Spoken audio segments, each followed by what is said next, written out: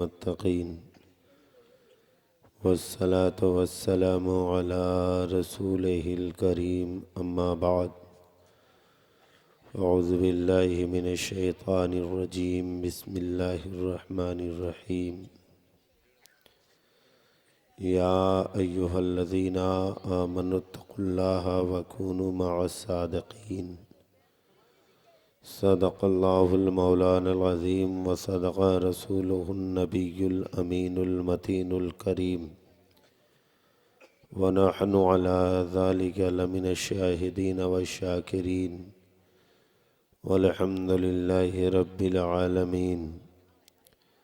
बाद तौहीद के मतवालो शमे रिसालत के परवानों, गौसे आज़म के दीवानों, औलियाए उम्मत के जानसारों, मुस्तफ़ा जाने रहमत शमे बज़्मे हिदायत, दोनों आलम के मालिक मुख्तार नाइबे परवरदिगार जनाबे अहमद मुज्तबा मोहम्मद मुस्तफ़ा सल्लल्लाहु अलैहि वसल्लम की बारगाह बिकस पनाह में एक मरतबा बुलंद आवाज़ से दुरूद शरीफ पढ़ लें।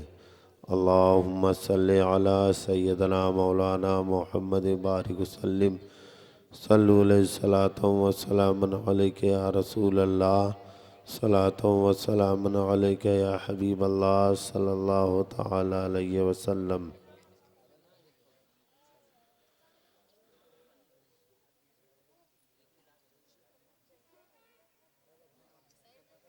बिरादरान इस्लाम, बाद नमाज इशा से लेकर अभी तक आप हज़रात ना तो मनक़बत के अशार और एक तकरीर आपने समात फरमाई। मैं भी थोड़ी देर के लिए हाज़िर खिदमत हूँ। अगर आप लोगों ने साथ दिया तो कुछ न कुछ ज़रूर लबकुशाई करूँगा।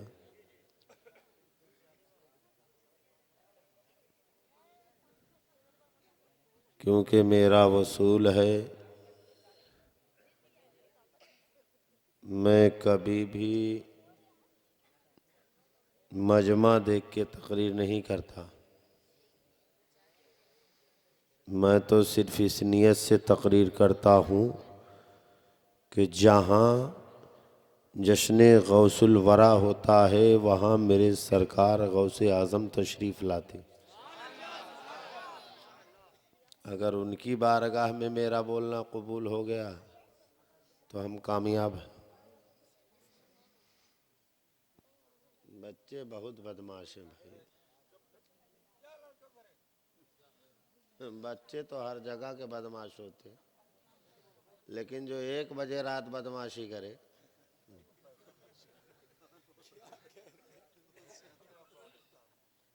वो कितना बड़ा बदमाश होगा, अंदाज़ा लगा सकते हैं आप। बच्चे तो हर जगह के बदमाश होते हैं।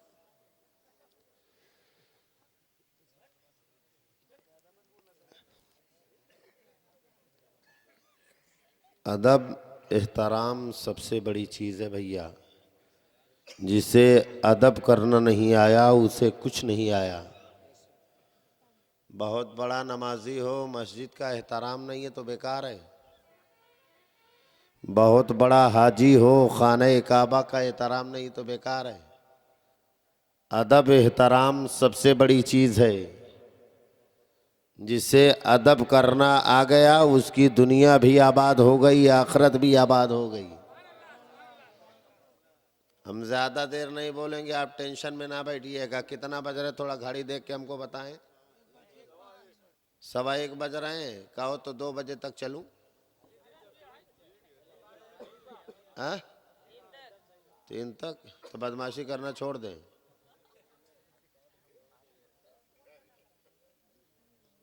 शुरू करो भाई। सुन रहे हैं ना? आप मोहब्बत से सुने, मैं ज़्यादा देर नहीं बोला। आप टेंशन में ना बैठे, क्योंकि जब आदमी टेंशन में बैठता है ना तो उसको कोई बात अच्छी नहीं लगती।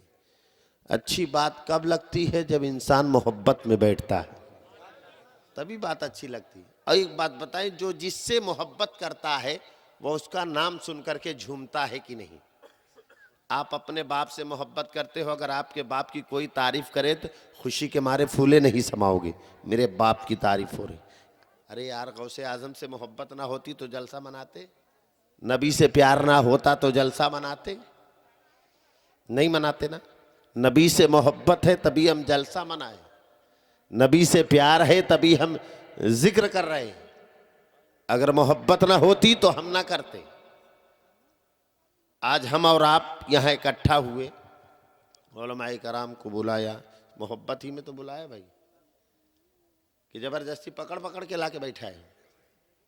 मोहब्बत है ना। हम उलमाए कराम को बुलाएंगे, दीन की बातें सुनेंगे, अल्लाह उसके रसूल की बातें सुनेंगे। इसी वजह से बुला के, दूसरी वजह से कि बिरयानी खिला के भेज देंगे यहाँ से। सुनने के लिए बुलाया ना भाई। अगर आदमी ना सुने तो हमारा क्या जाएगा। शायर ने कहा है, फकीरों से न उलझो उनकी दुनिया ही निराली है। फकीरों से न उलझो उनकी दुनिया ही निराली है। वो गुदड़ी में तो रहते हैं मगर गौहर लुटाते हैं। वो गुदड़ी में तो रहते हैं मगर गौहर लुटाते हैं। और बहुत संभल के फकीरों पे तब सिरा करना, बहुत संभल के फकीरों पे तब सिरा करना।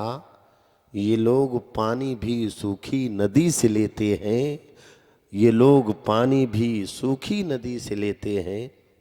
हजरात मोहतरम, ये जश्न गौसुल वरा है।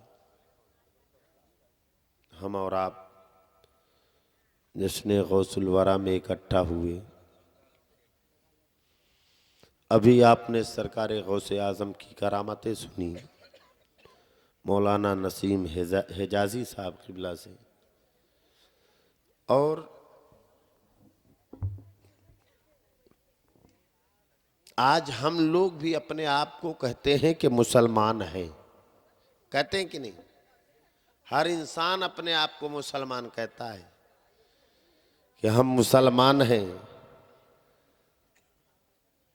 आज हमने अपने आप को मुसलमान कहा, लेकिन क्या कभी हमने सोचा कि अल्लाह और उसके रसूल के नज़दीक हम मुसलमान हैं कि नहीं? कभी हमने सोचा, इस पर तवज्जो दी या नहीं दिया? क्यों? वजह क्या है? वजह सिर्फ यही है कि आज इस्लाम हमें फ्री में मिल गया है। फ्री में मिला कि नहीं? फ्री में मिला है। आज इस्लाम हमें फ्री में मिल गया है। न बेटा कुर्बान करना पड़ा है, न भाई कुर्बान करना पड़ा है, न भतीजा कुर्बान करना पड़ा है, न खानदान कुर्बान करना पड़ा है। इस्लाम आज हमें फ्री में मिल गया। इसी वजह से आज हमारे नजदीक इस्लाम की अहमियत नहीं है। इस्लाम की अहमियत उनसे पूछो जिन्होंने बेटा कुर्बान किया, इस्लाम के लिए जिन्होंने पत्थर खाए। आज हमारे नजदीक, आज हम लोगों ने तो इस्लाम को मजाक बना के रख दिया। आज हम लोगों ने जलसे जुलूस को मजाक बना के रख दिया, नाम के लिए नहीं। दीन की तबलीग की मुस्तफा ने 40 साल के बाद जब मुस्तफा ने नबूवत का ऐलान किया, ताइफ की सरजमीन पर जब मुस्तफा पहुंचे हैं, दीन की तबलीग करने जा रहे थे, तो मेरे नबी की छोटी बेटी हजरत फातिमा का बचपना था उस वक्त।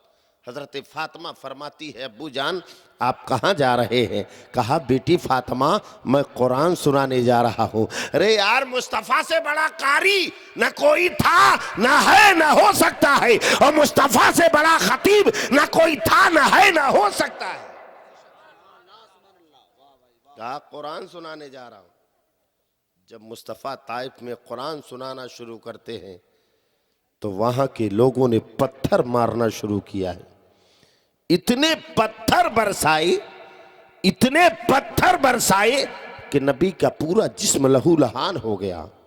मेरे मुस्तफ़ा के पैरों पर जब पत्थर पड़ते तो मुस्तफ़ा एक पैर को उठा लेते, दूसरे पैर पर पत्थर मारते, मुस्तफा जमीन पर गिर जाते, लेकिन कुरान पढ़ना नहीं छोड़ते। कुरान पढ़ना नहीं छोड़ते।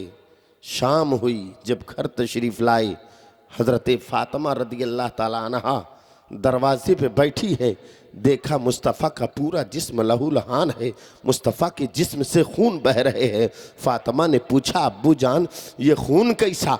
आप तो कुरान सुनाने गए थे, आप तो दीन की तबलीग करने गए थे। तो मुस्तफ़ा ने कहा, बेटी जब मैं कुरान सुना रहा था तो लोग पत्थर बरसा रहे थे। ए बेटी सुन लो, लोग पत्थर मारते मारते थक गए, लेकिन मैं कुरान सुनाते सुनाते नहीं थका हूं। सोचो, इतने पत्थर बरसाए मुस्तफ़ा पर लोगों ने। तब फातिमा ने कहा, अब्बू जान आप सच्चे हैं? कहा हाँ बेटी मैं सच्चा हूं। कहा आपका कुरान सच्चा है? कहा हाँ बेटी सच्चा है। कहा आपका दीन सच्चा है? कहा हाँ बेटी सच्चा है। आपका मजहब सच्चा है? कहा हाँ बेटी सच्चा है। कहा आपका रब सच्चा है? कहा हाँ बेटी सच्चा है। तब फातिमा ने कहा, ए मेरे अब्बू जान, आज मैं उस रब से पूछूंगी कि जब मेरा बाप दीन की तबलीग करने गया तो उसको ऐसी सजाएं क्यों? तो मेरे मुस्तफा ने कहा, ए बेटी फातिमा, रब की बारगाह में शिकायत मत करना। अरे ताइब में जितने पत्थर खाया हूं, हर पत्थर के बदले कयामत के दिन में अपने एक एक गुनहगार की उम्मत की बख्शिश करवा लूंगा। सोचो, आज इस्लाम हमें फ्री में मिल गया यार, मुफ्त में मिला है। आज हमें भी बेटा कुर्बान करना पड़ा होता तब समझ में आता कि इस्लाम है क्या चीज। आज हमें भी खानदान लुटाना पड़ा होता तब समझ में आता कि इस्लाम है क्या चीज। मुसलमानों, आज दुनियावी मिसाल ले लें, जो चीज फ्री में मिलती है उसकी अहमियत नहीं होती। जो चीज फ्री में मिलती है उसकी अहमियत नहीं होती।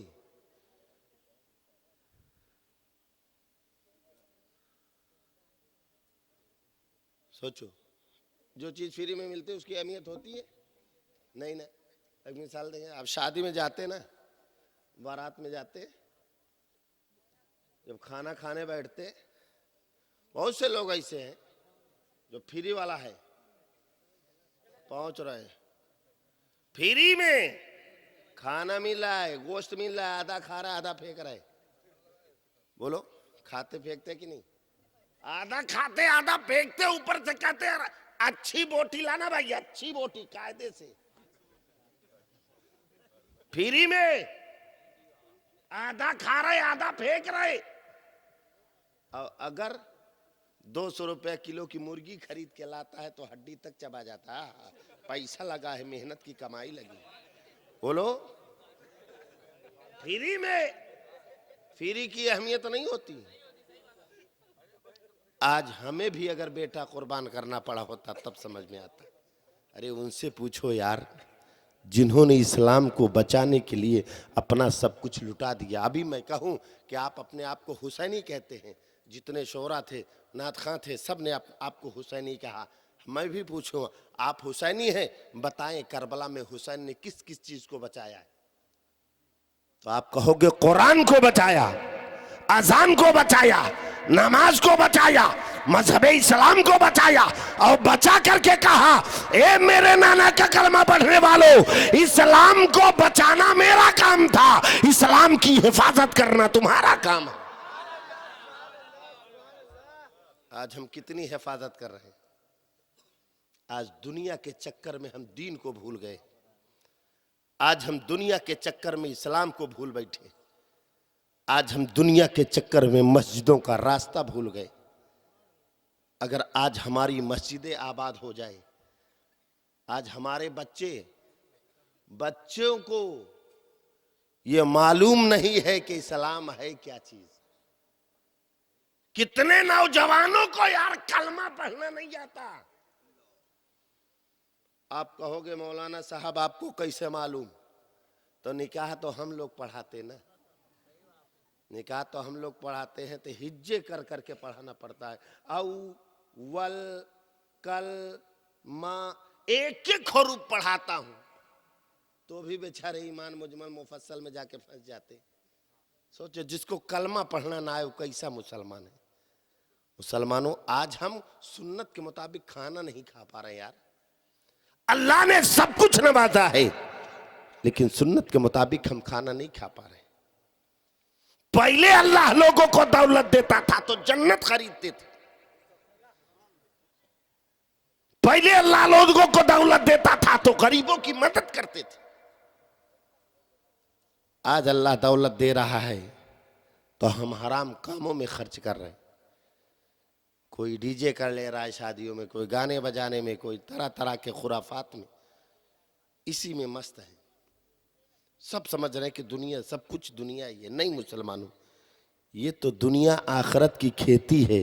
दुनिया में जो बोओगे तुमको आखरत में उसको काटना है।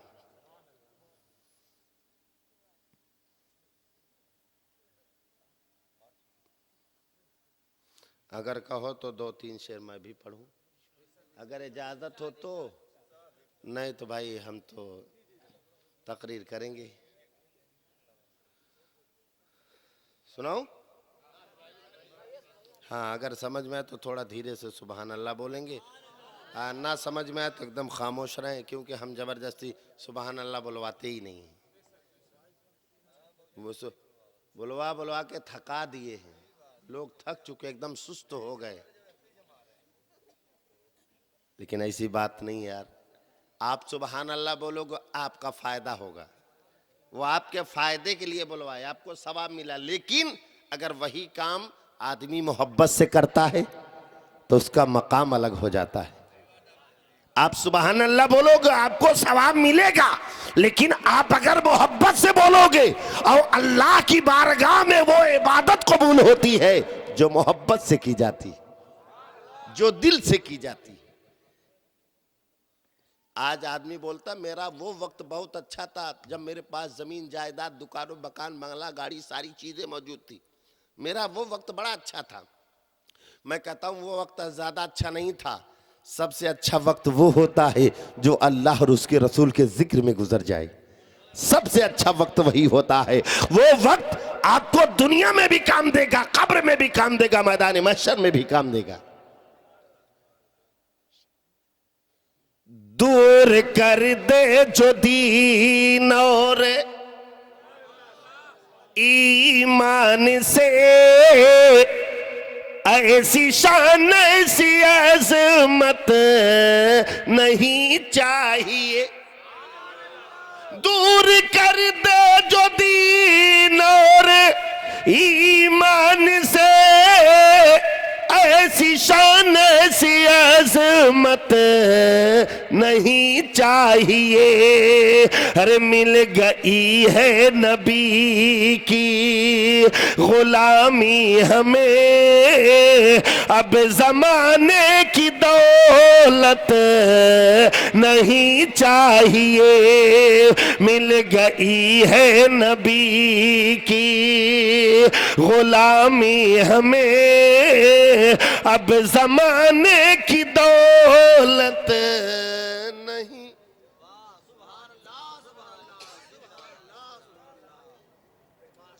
हो मदीना इधर, बाग जन्नत उधर, और फिर कोई पूछे मेरा फैसला। हो मदीना इधर, बाग जन्नत उधर, और फिर कोई पूछे मेरा फैसला। अरे है मदीने से ऐसी अकीदत मुझे, साफ कह दूंगा जन्नत नहीं चाहिए। है मदीने से ऐसी अकीदत मुझे, साफ कह दूंगा जन्नत नहीं चाहिए। आज कोई ऐसा आदमी है कि अगर बाप किसी की जमीन हड़पे हुआ हो, बेईमानी किया हो, बाप मरने के बाद बेटा उसको दे देगा? नहीं देगा ना। जान रहा है कि मेरा बाप बेईमानी किया है, लेकिन फिर भी नहीं देगा। तो सीधे कहेगा अब्बा से ले लिए होते। है, ये कहता कि नहीं अब्बा से ले लिए होते तब। हाँ सही कह रहे हैं आप। माँ बाप के कुछ असरात बच्चों में जरूर पाए जाते।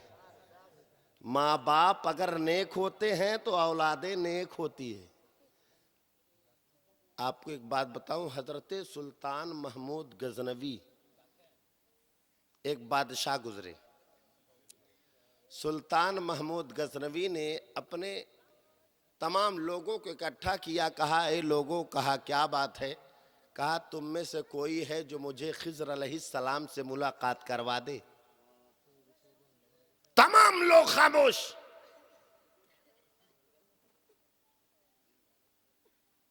एक आदमी खड़ा हुआ, कहा बादशाह मैं मुलाकात करवा सकता हूं। किससे? खिज़र अलैहिस्सलाम से।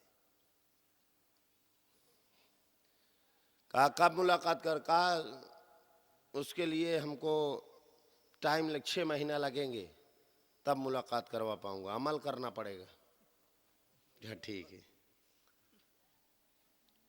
कहा 6 महीने तक आपको हमारे बच्चों को खिलाना पिलाना पढ़ाना लिखाना हर चीज की जिम्मेदारी आपकी। बादशाह ने कहा ठीक है। 6 महीना गुजरे तो बादशाह ने उस गरीब आदमी को बुलाया, कहा भाई 6 महीना हो गए, अभी तक तुमने मुझे खिज़र अलैहिस्सलाम से मुलाकात नहीं करवाया।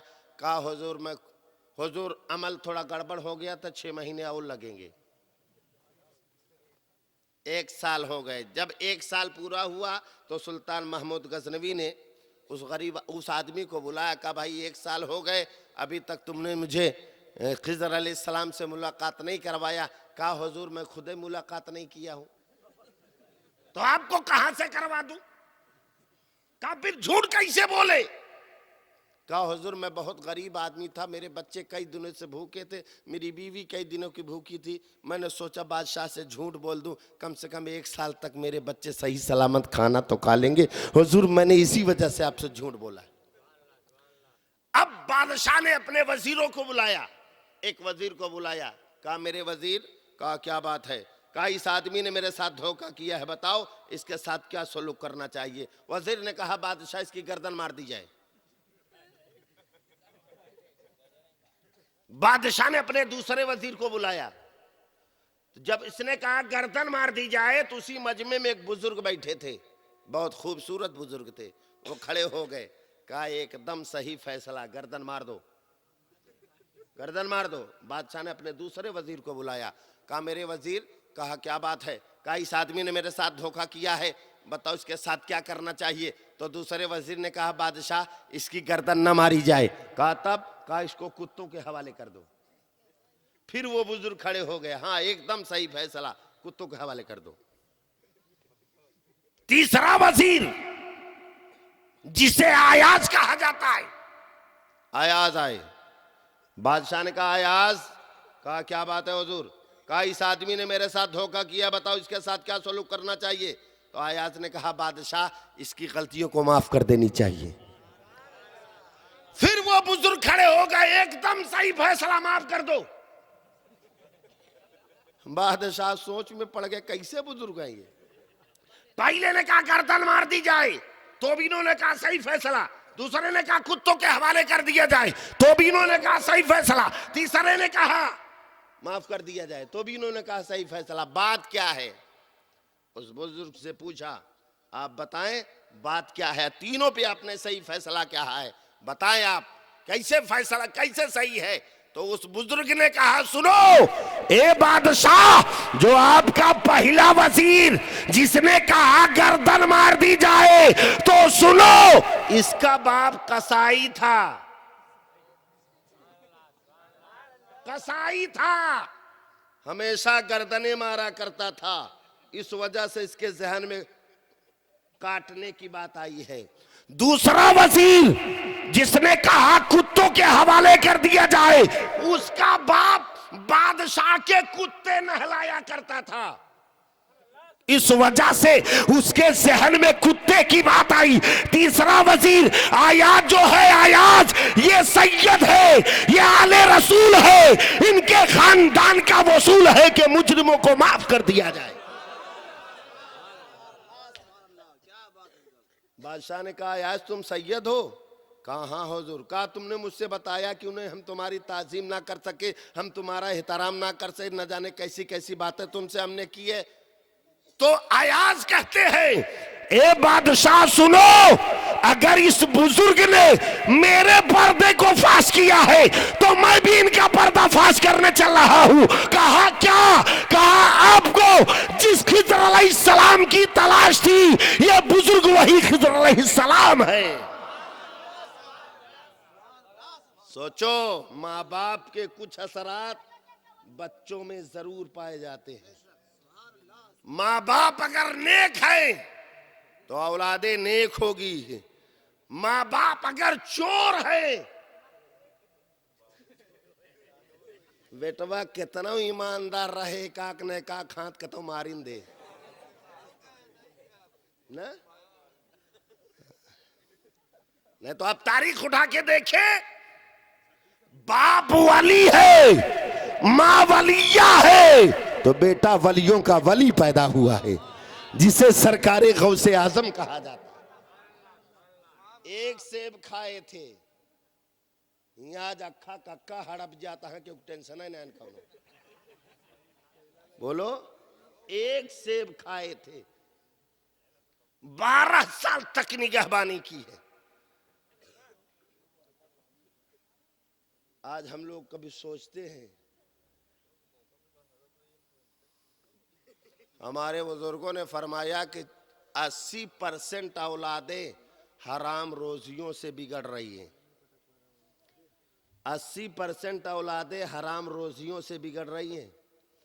20% औलादें बुरों की सोहबत से बिगड़ जा रही हैं। अगर अपने बच्चों को मेहनत की कमाई खिलाओगे, हलाल रोजी खिलाओगे, तो याद रखना आपकी औलाद कभी गलत हो ही नहीं सकती। आपका बेटा बेटी कभी गलत नहीं हो सकते अगर आप मेहनत की कमाई खिलाएंगे तब। अब कोई कहे मौलाना साहब चोरी भी तो बड़ी मेहनत से होती है। एक साहब सो रहे, मैं देख रहा हूं, उनकी आंखें बंद हो रही हैं, और तो मैंने देख लिया। कब्रिस्तान में सारी दुनिया सब जाएंगे, सारे मुसलमान जाएंगे, कौन नहीं जाएगा? सब जाएंगे। जिसका वक्त आ गया तो किसी को कहने की जरूरत नहीं पड़ेगी। आए और चले गए, बड़े बड़े लोग आए और चले गए। आज लोग कब्रिस्तान में भी जाते हैं तो दुनिया भर की बातें। मेरे आका फरमाते 24 घंटे में एक बार कब्रिस्तान जाया करो। आज कोई जाता है 24 घंटे में एक बार? बकरी चराने भले चले जाते होंगे। सोचो, 24 घंटे में एक बार कब्रिस्तान जाया करो। अगर 24 घंटे में नहीं जा सकते तो हफ्ते भर में एक बार जाया करो। अगर हफ्ते में नहीं जा सकते तो महीने भर में एक बार जाया करो। महीने में नहीं जा सकते तो 6 महीने में एक बार जाया करो। अगर 6 महीने में भी नहीं जा सकते तो साल भर में एक बार जरूर जाया करो। ये किसके लिए? जिसके यहाँ कब्रिस्तान बहुत दूर है। और नजदीक वालों के लिए 24 घंटे में एक बार। पूछा गया या रसूल अल्लाह ऐसा क्यों? कहा जब तुम कब्रिस्तान जाओगे तो तुम्हें मौत की याद आएगी। जब मौत की याद आएगी तो गुनाहों से बचते रहोगे। लेकिन आज कब्रिस्तान में जाते और किसी को डर नहीं लगता। दुनिया भर की बातें, ये सही नहीं है तो वो सही नहीं है, इधर ये कराना है तो वो कराना है। वहीं पहुंचने के बाद, उससे पहले नहीं। कोई मरता भी है ना, मरता भी है। आज आदमी जब मरता है तो आदमी पहले दुआ नहीं पढ़ता। कैसे मरे ना यार? अरे दुआ पढ़नी चाहिए ना यार पहले। इन्ना लिल्लाहि व इन्ना इलैहि राजिऊन, इसको नहीं पढ़ता कैसे मरे?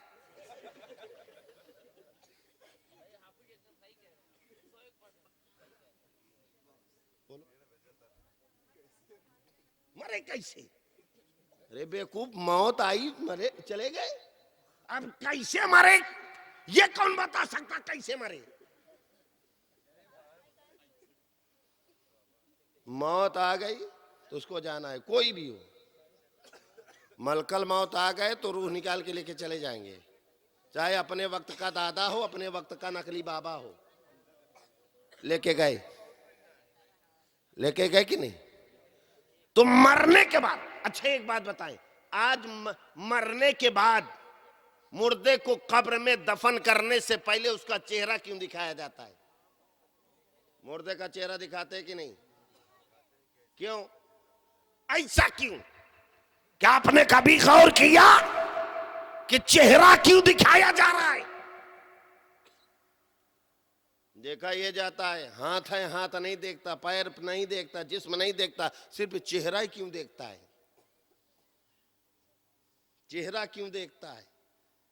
इस वजह से कि देखूं इसका चेहरा खूबसूरत है कि बदसूरत है। और जिसका चेहरा मरने के बाद खूबसूरत हो जाए तो समझ लेना कि उसका खात्मा ईमान पर हुआ है, और बदसूरत हो जाए तो ईमान पर खात्मा नहीं है। और चेहरा खूबसूरत होता कैसे है? चेहरा खूबसूरत बनता कैसे है? आज बहुत से लोग क्रीम लगा लगा के खूबसूरत बनते। बहुत से लोग ससुराल जाने से पहले, जब ससुराल जाते हैं ना, कोई शादी वादी रहते, अरे हजाम की दुकान पे ऐसा ऐसा क्रीम लगा के आधे पौना घंटे तक बैठे रहते, बैठे एकदम वाइट हो गए। वहां पहुंचे, एक दिन रहे, दूसरे दिन वापस आए, फिर वैसे हो गए। खूबसूरत बने कहां? एक दिन के लिए। आओ पूछो, नबी से पूछो, या रसूल अल्लाह इंसान का चेहरा खूबसूरत कैसे होता है? मेरे मुस्तफा फरमाते हैं जो 24 घंटे में 5 मरतबा वजू करता है, वजू करके नमाज पढ़ता है, उसका चेहरा दुनिया में भी चमकता है, कब्र में भी चमकेगा, मैदान महशर में भी चमकेगा। अगर चेहरे को खूबसूरत बनाना हो तो वजू करो, जब पाक साफ रहा तब तो कर। तो जींस के पैंट वाले तो पाक साफ भी नहीं रह पाते। ऐसा ऐसा फिटिंग कपड़ा कि देख के टेंशन होता, अल्लाह पहन के सिलाया के सिला के पहना है। बताओ, जो इतना फिटिंग पहनेगा वो पाक को साफ रह पाएगा भाई? तब उसी नापाकी के आलम में अगर उसकी रूह निकल गई तो कहां जाएगा? ये सब के लिए है, पाकीज़गी सब के लिए है। कोई ये ना समझे कि मौलाना साहब सिर्फ एक के लिए कह रहे हैं, ये सब के लिए है। आज औरतें ये ना समझे कि मौलाना साहब मर्दों को खूब जमा के बोल रहे हैं, हम लोग साफ बची है। कुल का खुराफात वही है। अगर वही सही हो जाए तो पूरा खानदान सही हो जाए। औरत सही हो जाए तो शौहर सही हो जाए। औरत चाहे तो शौहर को नमाजी बना दे, औरत चाहे तो बेटे को नमाजी बना दे, औरत चाहे तो बेटी को नमाजी बना दे, औरत चाहे तो पूरे खानदान को नमाजी बना दे। एक बात जहन में आई, बताऊं? बताऊं भाई? घबराहट तो नहीं है ना? घबराहट हो, अंगूठी उठा दिया, तकरीर बंद। क्योंकि हम जबरदस्ती नहीं बोलते।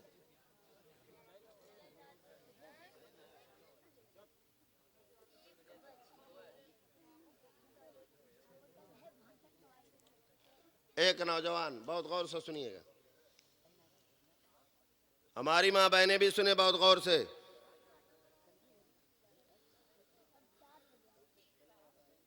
एक नौजवान ने एक लड़की को देखा, कहा हम तुमसे शादी करेंगे। बहुत गौर से सुनिएगा। वो लड़की आजकल की तरह थोड़ी थी जींस का पैंट पहन के घूमने वाली, ऐसा नहीं थी। अदबदार, परहेजगार, जिसके सर से कभी दुपट्टा ना उतरा, वो लड़की। नौजवान ने कहा मैं तुमसे शादी करना चाहता हूं। तो लड़की ने कहा शादी तो करूंगी, मेरी एक शर्त है। कहा क्या? कहा मेरी शर्त यह है कि आप 5 वक्ता बाजमाअत 40 दिन नमाज पढ़ें, 41वें दिन मैं आपसे निकाह कर लूंगी। कितनी नेक औरत है, लड़की है। आज पढ़ता रहा बस छोड़वा देंगे। हाँ, बड़का मुल्ला बन गया, छोड़ा है सब।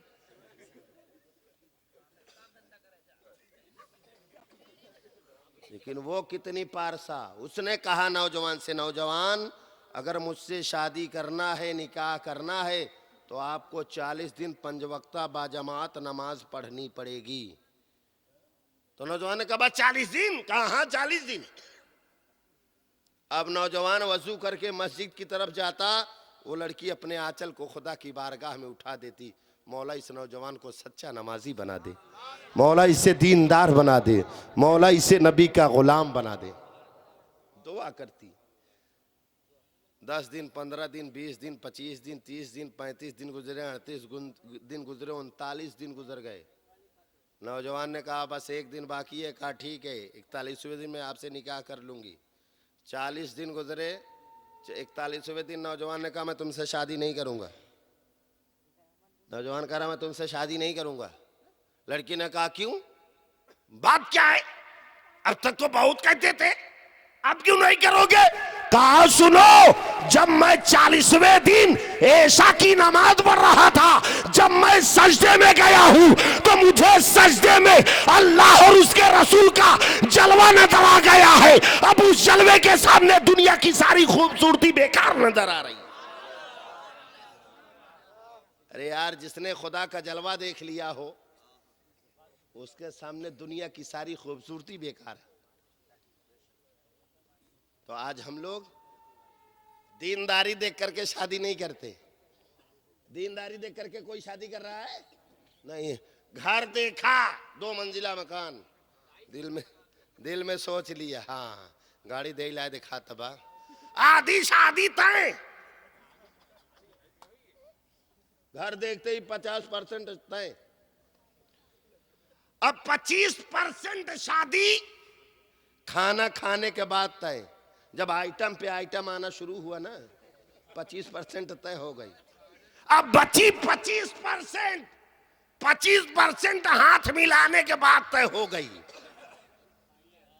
अब कोई ये नहीं पूछा कि लड़की नमाजी है कि नहीं, लड़की कुरान पढ़ी है कि नहीं, लड़की दीनदार है कि नहीं, लड़की परहेजगार है कि नहीं, लड़की इबादत गुजार है कि नहीं, लड़की सोहबे तकवा वाली है कि नहीं, लड़की पर्दे से रहती है कि नहीं, लड़की बड़ों की तासीम करती है कि नहीं, लड़की छोटों पर शफकत करती है कि नहीं, लड़की माँ बाप का अदब एहतराम करती है कि नहीं, इसको कोई नहीं पूछा, शादी तय हो गई। सोचो। और लड़की वाले को भी चाहिए, पूछते लड़का क्या करता है? सऊदी रहता है। चलेगा, अच्छा है, चलेगा। 50,000 महीना आता है, चलेगा। अंगूठा छाप है, चलेगा। कलमा पढ़ना नहीं आता, सब चलेगा। सब चला रहे। सोचो कितनी गलत बात। लड़की के माँ बाप को भी हुक्म है कि वो भी पूछे कि तुम्हारा बेटा कुरान पढ़ा है कि नहीं, तुम्हारा बेटा नमाजी है कि नहीं, तुम्हारा बेटा परहेजगार है कि नहीं। ये सब कोई नहीं पूछा, शादी हो गई। और शादी में आहा मत पूछो। लड़के का बाप बोला भी डीजे उजे नहीं ले चलना है। बहनोई लोग, अरे पैसा हम दे, चला। ऐसा भी हो रहा है। अगर किसी से पूछो क्या हो भाई तुम तो, अरे ना माने लड़कियां हैं चल देंगे। हाँ, लड़की को हताई आवा नाचत की तो बताई तो नाचत की आन गई तो पूरा खानदान नचाए दे। शौहर भी नाच रहा है, सास भी नाच रही, ससुर भी नाच रहा है, पूरा खानदान नाच रहा है। 30 साल पहुंच गए कोर्ट में, अब सबको नचा रही है कि नहीं। अगर तुमने सुन्नते रसूल के मुताबिक शादी किया होता तो वो शादी खाना आबादी हुई होती। तुमने नबी की सुन्नत के मुताबिक शादी नहीं किया है, तुमने नबी की सुन्नत के मुताबिक निकाह नहीं किया है, तुमने नबी की सुन्नत के मुताबिक वलीमा नहीं खाया है, तुमने नबी की सुन्नत के मुताबिक वलीमा नहीं खिलाया है, तब तुम्हारी शादी खाना आबादी कहां से होगी। जब जड़ से गड़बड़ी होती है तो ऊपर कितने अच्छे लोग होंगे आप देखो। का भैया खत्म के दिखा? नहीं चालू। अच्छा अच्छा, हाँ हम कहे तोहरो टाइम होता जड़ा था। हाँ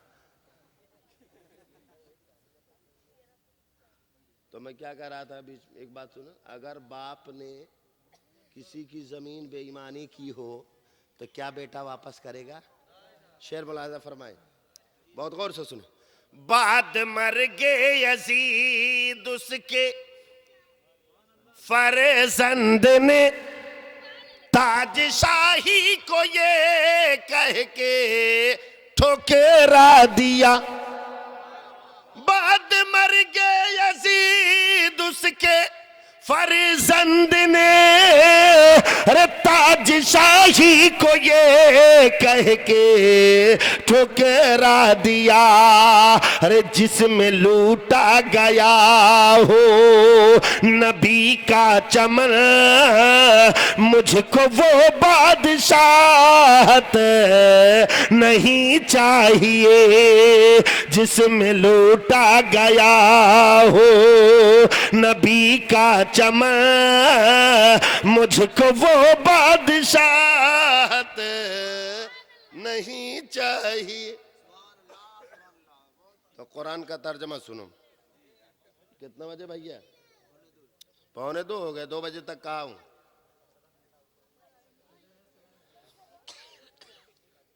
हम बोलने से नहीं घबराते, सुनने वाला होना चाहिए। हम घड़ी देख के तकरीर भी नहीं करते जल्दी। इस ए भैया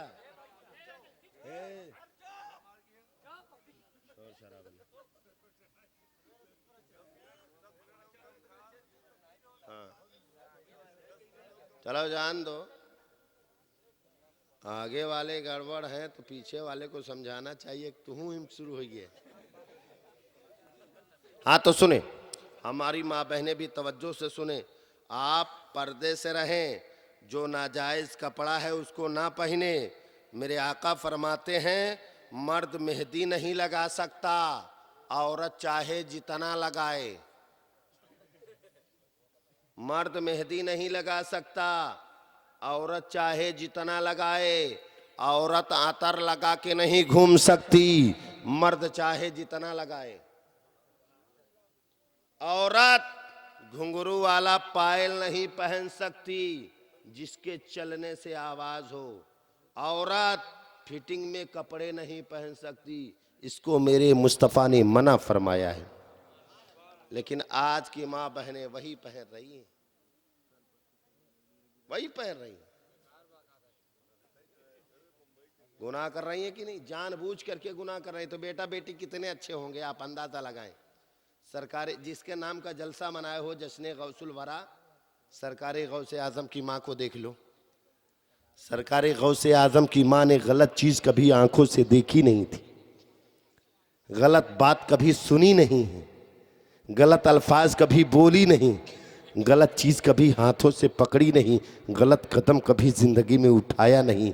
मकाम यह हुआ कि उनके शिकम से जो बच्चा पैदा हुआ जिसे सरकारी गौसे आजम कहा जाता, मेरे मुस्तफा ने हयाते जिंदगी ही में सरकारी गौसे आजम का जिक्र कर दिया था।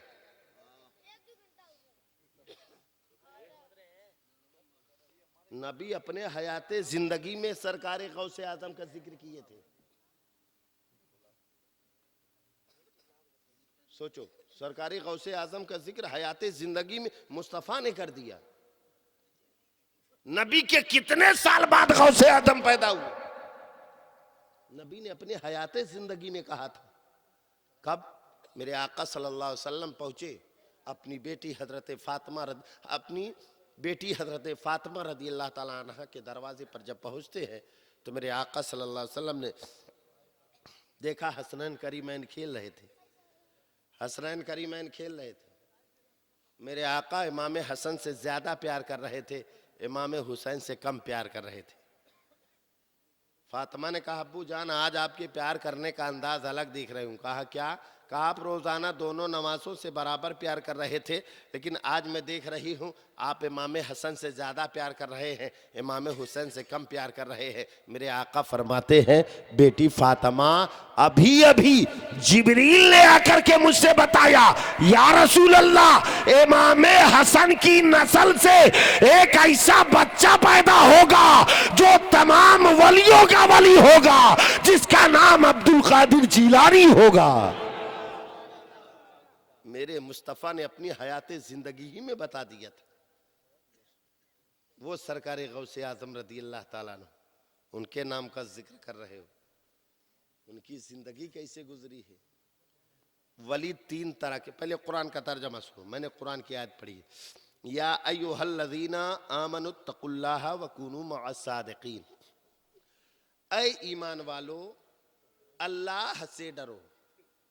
ईमान वाला किसे कहते हैं? आप बारहा सुनते चले आ रहे हैं। ईमान वाला वो है जो सबसे ज्यादा मुस्तफ़ा से प्यार करता हो, वही ईमान वाला है। जो सबसे ज्यादा मुस्तफ़ा से प्यार करता हो वही ईमान वाला है। अब आप ईमान वाले बन गए सबसे ज्यादा। अच्छा बताओ, जो जिससे मोहब्बत करता है वो इसकी बात को मानता है कि नहीं? तो नबी फरमाते हैं सलातो मेराजुल मोमिनीन, नमाज मोमिनों की मेराज है। नबी फरमाते हैं सलातो इमादुद्दीन, नमाज दीन का खंबा है। नबी फरमाते अस्सलातो मिफ्ताहुल जन्ना, नमाज जन्नत की कुंजी है। अब बोलो, तो नबी की बात मानना पड़ेगा कि नहीं? हर इंसान ना। लेकिन आज बहुत से लोग पंज वक्ता नमाजी तो है नहीं, कुछ लोग जुमा वाले हैं, कुछ लोग जुमा वाले हैं, वो भी 2 रकात वाले हैं। कुछ एक साहब सऊदी से लौटे, कहा मौलाना साहब दीन अब समझ में आया। हमने कहा कब? कहा जब सऊदी से लौटे तब। हमने कहा क्या समझा? कहा फातिहा बंद, सलाम बंद, चादरें चढ़ाना बंद, वलियों की बारगाह में जाना बंद। हमने कहा तू पढ़ने गया था कमाने गया था, ही बता मेरे को। मौलाना रूम फरमाते हैं चंद लम्हा वलियों की सोहबत में बैठना 100 साल की नफली इबादतों से ज्यादा अफजल है। तो सोचो आज बुजुर्गों की बारगाह में जाने से रोक रहे हैं। अल्लाह का एहसान मानो, परवरदिगार का लाख लाख एहसान मानो कि हम नबी के चाहने वाले हैं, बुजुर्गों से मोहब्बत करने वाले हैं। तो ईमान वाला किसे कहते हैं? जो सबसे ज्यादा मुस्तफ़ा से प्यार करता हो। आप खुद अंदाजा लगा लें कि हम ईमान वाले हैं कि नहीं। आज सुन्नी इसी पे फख्र कर रहा है कि नबी हमारी बख्शिश करा लेंगे, इसी पे तो सब फख्र कर रहे हैं। नबी बख्शिश गुनहगारों की बख्शिश, नबी की बख्शिश गुनहगारों के लिए है। सब इसी में मगन है। तबे हफ्ता भर में 4-4 दाएं दाढ़ी छुलावता, हाँ छिला के घूम रहे, अजान हुई घूम रहे। मेरे आका फरमाते दुनिया में सबसे अच्छी जगह मस्जिद है, सबसे खराब जगह बाजार। मेरे आका फरमाते मस्जिद में जल्दी जाया करो, देर से आया करो, बाजार में देर से जाया करो, जल्दी भाग आया करो। सोचो, मस्जिद सबसे अच्छी जगह। अब उमर फारूक के दौरे खिलाफत में औरतों को मस्जिद में जाने से रोक दिया गया। जब अच्छी जगह जाने से रोक दिया गया तो मेलों में जाने की इजाजत किसने दे दी? बारातों में जाने की इजाजत किसने दे दी? शादियों में अलल ऐलान घूमने की इजाजत किसने देगी? बाजारों में अलल ऐलान घूमने की इजाजत किसने दे दी? ये हम लोगों ने दी है। इसको याद रखें, कल कयामत के दिन पहले माँ बाप की पकड़ होगी। अल्लाह पूछेगा, अल्लाह पूछेगा हमने तुझे बेटा बेटी दिया था, बता अपने बच्चों को कैसी तालीम और तरबियत दिया था। तो उस दिन माँ बाप को जवाब देना मुश्किल पड़ जाएगा। आज जो फैशन के चक्कर में इंसान दीन को भूल चुका है, फैशन के चक्कर में हमारी माँ बहनें कनीज़े हजरत फातिमा की सीरत को भूल चुकी है। हजरत फातिमा के बालों को आसमान ने कभी ना देखा। हजरत फातिमा फरमाती है मैंने पूरी जिंदगी में अली के चेहरे के अलावा दूसरा चेहरा मैंने कभी देखा ही नहीं। जिस तरह मर्द को देखना जायज़ नहीं है गैर महरम औरत को, वैसे ही औरत को भी देखना जायज़ नहीं है गैर महरम मर्द को। ये ना समझे कि सिर्फ मर्दों के लिए, मर्द इधर उधर देखे, नहीं देख पाए औरत तो चाहे जहाँ छुप के देख ले। जिस तरह मर्द नहीं देख सकता इस तरह औरत भी नहीं देख सकती। इसको याद रखें। कोई ये ना समझे कि हम लोगों के लिए छूट है, चाहे जहाँ से देख ले, गलत है। इसको ध्यान रखे। नहीं तो याद रखे कल क़यामत के दिन अल्लाह अगर एक एक लम्हे का हिसाब लेना शुरू कर दिया ना, तो उस दिन अच्छे अच्छों की खटिया खड़ी हो जाएगी, अच्छे अच्छे परेशान हो जाएंगे। ये मैंने दुनिया में क्या कर दिया है, क्या करके आया हूं दुनिया में। दुनिया में हमने कुछ नहीं किया, अब अल्लाह से कहोगे अल्लाह हमें फिर से दुनिया में भेज दे, अब की मैं तेरी इबादत करूंगा, तेरी बंदगी करूंगा, तेरी पूजा करूंगा मौला, ईमानदारी से रहूंगा। अल्लाह फरमाएगा अब तुझे सुबहान अल्लाह कहने की भी इजाजत नहीं मिलेगी। तब सोचोगे काश दुनिया में हम अच्छा काम कर लिए होते। अगर एक नेकी कयामत के दिन अगर कम पड़ गई ना, तो कोई देने वाला नहीं मिलेगा, न माँ न बाप न भाई न बहन, यहाँ तक कि बीवी भी नहीं देगी। भले चोरी चोरी पैसा ट्रांसफर होता है अकाउंट में, वो कहे कि दुनिया थी, आप हमारी ज़रूरतों को पूरी किया करते थे, हम आपकी ज़रूरतों को पूरी किया करते थे। ये मैदानी महशर है, अगर यहाँ मुझे एक नेकी कम पड़ गई तो मुझे कौन देगा। बीवी भी इनकार कर देगी। तब सोचोगे काश किसी जलसे में बैठ करके अगर एक मर्तबा मोहब्बत से सुबहान अल्लाह बोल दिया होता तो मुझे एक नेकी मिल गई होती। हर नजर कांप उठेगी महशर के दिन, खौफ से हर कलेजा दहल जाएगा।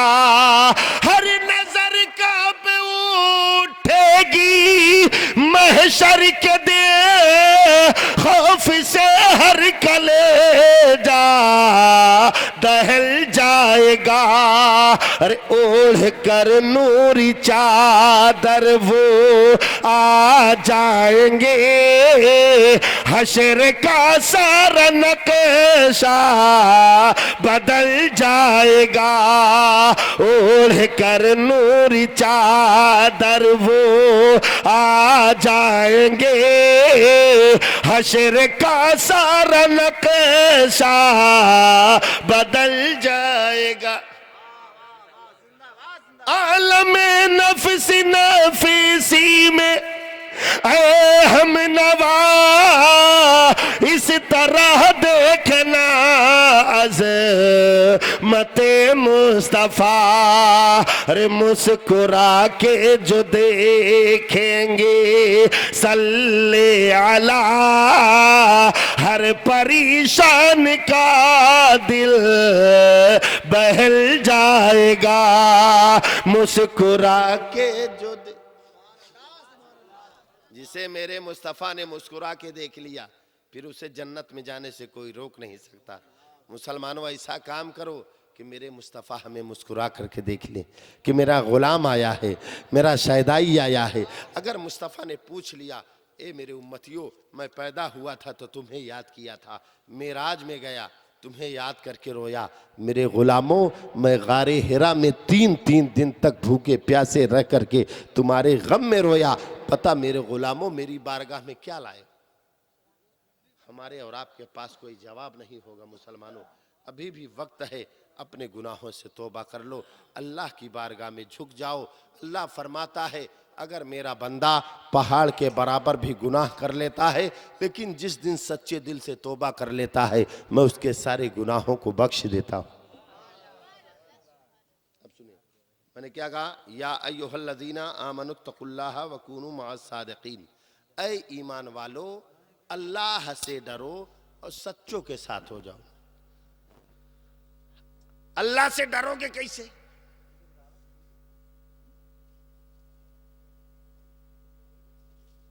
ठीक है,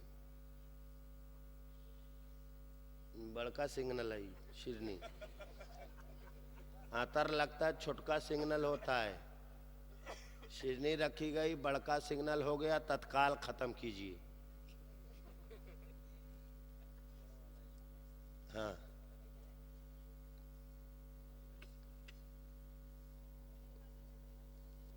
आखिरी बात बताता हूँ, बता दूं ना भाई, आखिरी बात बता देता हूँ। शिरनी भी आ गई, आप देखते रहे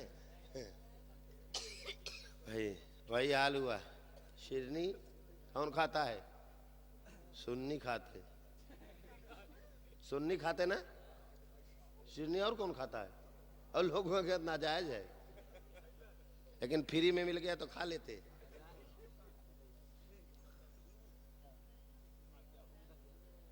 मेरे आका फरमाते जिस खाने पे बिस्मिल्लाह पढ़ दिया जाता है वो खाना शैतान के लिए हराम हो जाता है। बिस्मिल्लाह पढ़ दिया गया तो शैतान के लिए खाना हराम, तो पूरी सूरतें पढ़ दी गई तो हराम कौन समझेगा?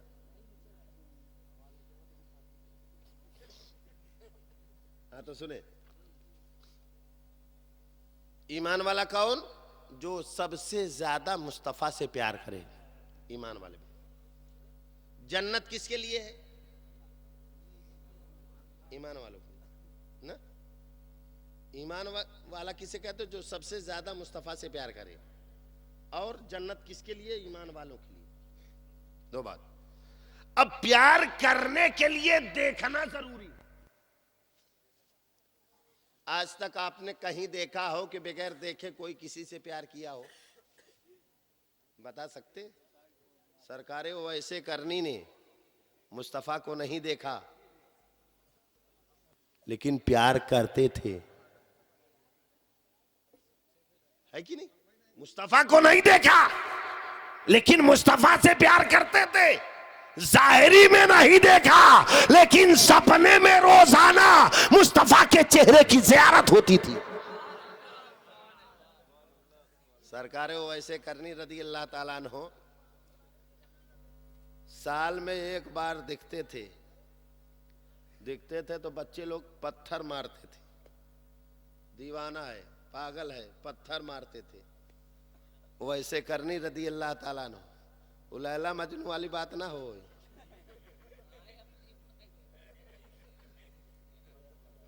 अब सुने, वो ऐसे करने की शान मेरे आका फरमाते कयामत के दिन वो ऐसे करने की शक्ल में अल्लाह 70,000 फरिश्ता पैदा फरमाएगा। वो ऐसे करनी रदी अल्लाह ताला अन्हो जब गुजरते थे तो बच्चे पत्थर मारते थे, तो ऐसे करनी कहते थे बच्चों छोटा छोटा पत्थर मारा करो, बड़ा पत्थर मत मारा करो। लोगों ने कहा ऐसा क्यों? कहा जब बड़ा पत्थर मारते हैं तो जिस्म से खून निकलता है, जब खून निकलता है तो मेरा वसू टूट जाता है, इस वजह से छोटे छोटे पत्थर मारा करो। आज है ऐसा कोई आदमी दीवाना नबी के इश्क में? 1 घंटा बैठे बैठे तैयार नहीं, यहां दीवाना अपने आप को बोलना। आली पनाह न वक्त के सुल्तान जाएंगे, सुल्तान जाएंगे।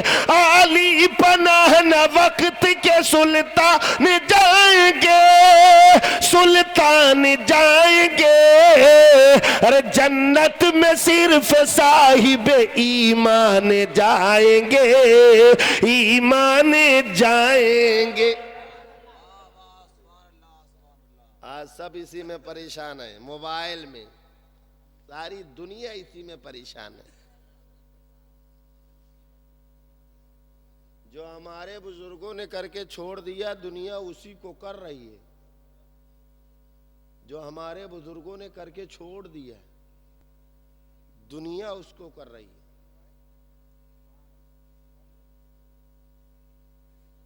आप कहोगे ये कैसे? हमारे बुजुर्गों ने जमीन पर बैठे बैठे तहतुस सरा की बात, जमीन पर बैठे बैठे लौहे महफूज की बातें बता दी। यार मुसलमान से बढ़ करके दुनिया में कोई चीज है ये नहीं है। सच्चा मुसलमान होना चाहिए। अच्छा कब्र के अंदर कोई नेटवर्क कोई मोबाइल काम करेगा तब? लेकिन जो नबी का गुलाम होता है वो कब्र में भी मदद कर देता है। सरकारे गौसे आजम फरमाते हैं मेरा चाहने वाला अगर मुझे दुनिया में याद करता है तो मैं दुनिया में उसकी मदद करता हूँ, कब्र में याद करेगा तो कब्र में उसकी मदद करूंगा, मैदान महशर में याद करेगा तो मैदान महशर में उसकी मदद करूँ। शर्त यह है कि मोहब्बत सच्ची होनी चाहिए। आज हम अमीरों से प्यार करते हैं, लेकिन मेरे मुस्तफ़ा ने गरीबों से प्यार किया। कोई अमीर दरवाजे पे आ जाता है, बैठा दिया जाता है एकदम अच्छे से, कायदे से टेबल कुर्सी लगा करके आइटम पे आइटम खाना खिलाया जा रहा है, और अमीर आदमी उठा डकार लेता हुआ चल दिया, दुआ भी नहीं पड़ा। अब कोई गरीब बेचारा आएगा तो कहीं वहीं बहरे बैठा, वहीं बहरे कहते ना।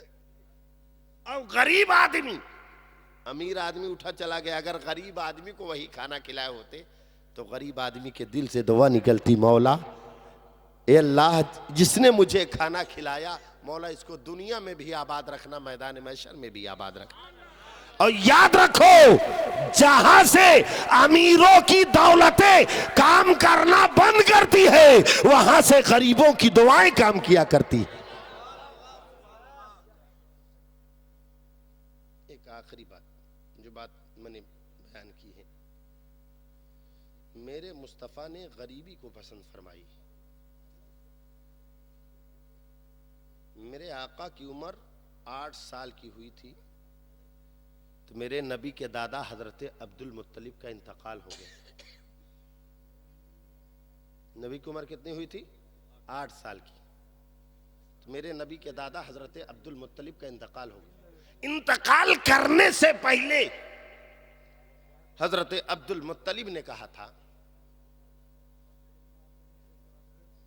अपने बेटों को बेटियों को बुलाया, कहा कौन है जो मोहम्मद सल्लल्लाहु अलैहि वसल्लम की परवरिश करेगा? अमीर हमजा खड़े हो गए, मैं परवरिश करूंगा। अबू लहब खड़ा हो गया, मैं परवरिश करूंगा। फूफियाँ खड़ी हो गई, मैं परवरिश करूंगी। इतने में अब हजरत अब्दुल मुत्तलिब ने कहा, खुद मोहम्मद को फैसला कर लेने दो कि किसके साथ रहेंगे। मेरे आका ने अमीर हमजा के चेहरे को देखा, अबू लहब के चेहरे को देखा, फूफियों को देखा, सबसे आखिर में हजरत अबू तालिब को देखा। हजरत अबू तालिब को देखा। जब हजरत अबू तालिब को देखा तो कहा कि मैं चचा अबू तालिब के साथ रहूंगा। अबू तालिब बहुत गरीब थे, एक एक नेवाला, कभी एक नेवाला खा के सो जाते थे पानी पी के, कभी भूखे सो जाते थे पानी पी पी के सो जाते थे, इतने गरीब थे। लेकिन मेरे आका ने अबू तालिब को पसंद फरमाया। जब अबू तालिब को पसंद किया, मेरे आका फरमाते मैं चचा अबू तालिब के साथ रहूंगा।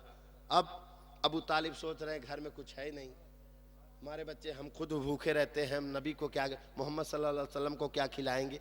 शाम का वक्त हुआ, दस्तरखान लगा दिया, अब नबी बैठ गए खाना खाने। जौ की थोड़ी सी रोटी है, थोड़ी सी जौ की रोटी है। हज़रत फ़ातिमा बिनते असद जो अबू तालिब की बीवी है, मौलाए कायनात अली मुर्तज़ा की माँ है, मेरे नबी की चाची है हज़रत फ़ातिमा बिनते असद।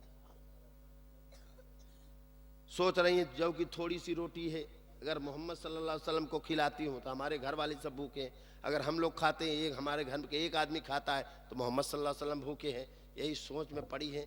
तो अबू तालिब ने कहा ऐसा करो कि आज नबी का पहला दिन है मोहम्मद सल्लल्लाहु अलैहि वसल्लम को, उनको पहले खाना खिलाओ। दस्तरखान लगाया, जौ की रोटी रख दी गई। जैसे जौ की रोटी रखी गई, मेरे आका बैठ गए दस्तरखान पे। मेरे आका फरमाते चचा जान आप भी आओ। कहा बेटे मोहम्मद तुम खाओ? नहीं। कहा आप भी आओ। चची जान आप भी आओ, आपके बच्चे भी आए। सब साथ में आके बैठ गए। नबी ने रोटी का टुकड़ा उठाया, तोड़ करके रखा, कहा चाचा जान खाना शुरू करो। अबू तालिब खा रहे हैं, फातिमा बिनते असद खा रही हैं, सोच रहे हैं कहीं रोटी ख़त्म ना हो जाए। खाती जा रही, सोचती जा रही। अबू तालिब सोचते जा रहे, खाते जा रहे। पेट भर गया अबू तालिब का भी, फातिमा बिनते असद का भी। मेरे आका भी उड़ गए खाना खा के। अब हजरत फातिमा बिनते असद ने कहा देखूं रोटी बची कितनी है। जब रोटी खोल कर देखती है तो क्या देख रही है? जितनी रोटी खाने के पहले थी उतनी रोटी खाने के बाद भी मौजूद है। बातें तो बहुत सारी है, लेकिन क्या किया जाए, वक्त की किल्लत दामनकीर है। इंशाअल्लाह फिर जिंदगी में मौका मिला लब कुशाई होगी। वैसे तो 12 बजे के बाद तकरीर बहुत कम लोग सुनते हैं, लेकिन यहाँ देख रहा हूँ कम कम सुन रहे, फिर भी 2-4 आदमी सो रहे हैं। अल अक्सर हुक्मुल कुल, अक्सर कुल के हुक्म में होता है। अब कुछ लोगों को घबराहट भी हो रही है, पता नहीं कितने घंटा बोलेंगे। आप फिक्र ना करें, मैं अपनी तकरीर को ख़त्म करता हूँ। अल्लाह ताला फरमाता है या अय्युहल्लज़ीना आमनुत्तकुल्लाह वकुनू माअस सादिकीन। अल्लाह फरमाता है ऐ ईमान वालो, अल्लाह से डरो और सच्चों के साथ हो जाओ। अल्लाह ताला तमाम मुसलमानों को सिरात मुस्तकीम पर चलने की तौफीक अता फरमाए। हमारे बोलने में अगर कोई ख़ताएँ, कोई लग़ज़िशें हुई हो तो हम अल्लाह की बारगाह में तौबा करते हैं। अस्तग़फ़िरुल्लाह रब्बी मिन कुल्लि ज़ंबिन व अतूबु इलैहि, अशहदु अन ला इलाहा इल्लल्लाह व अशहदु अन्न मुहम्मदन अब्दुहु व रसूलुहु व आखिरु दावाना अनिल हम्दुलिल्लाहि रब्बिल आलमीन। अस्सलामु अलैकुम।